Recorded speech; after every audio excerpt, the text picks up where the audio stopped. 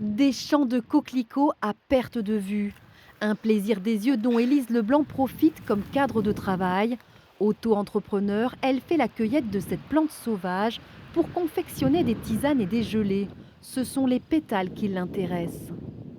Faut qu'elle soit bien fleurie, voilà. Alors après un coquelicot, ça reste 3 jours maximum, bien épanoui, donc moi je le capte, à ce moment-là, quoi. Il en faut pas mal et puis la cueillette est assez longue et physique comme c'est un peu, à mi-hauteur.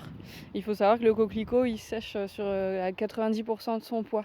Donc si moi je cueille 1 kilo de pétales, je vais récupérer 100 grammes de pétales, une fois séchés. Objectif de sa journée, cueillir au moins 2 kilos de pétales. Cette année, la floraison est précoce et abondante. De nombreuses prairies se sont parées de rouge. Une plante opportuniste et résistante à la sécheresse.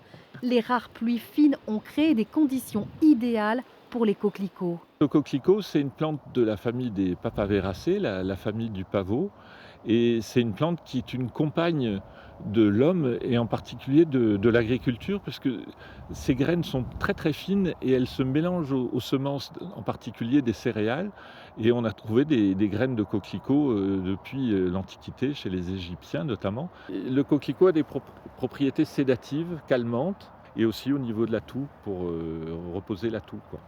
Il faut savourer l'instant et immortaliser le moment, comme ces touristes qui profitent des décors pour se mettre en scène, car les coquelicots sont éphémères et les champs seront bientôt fauchés.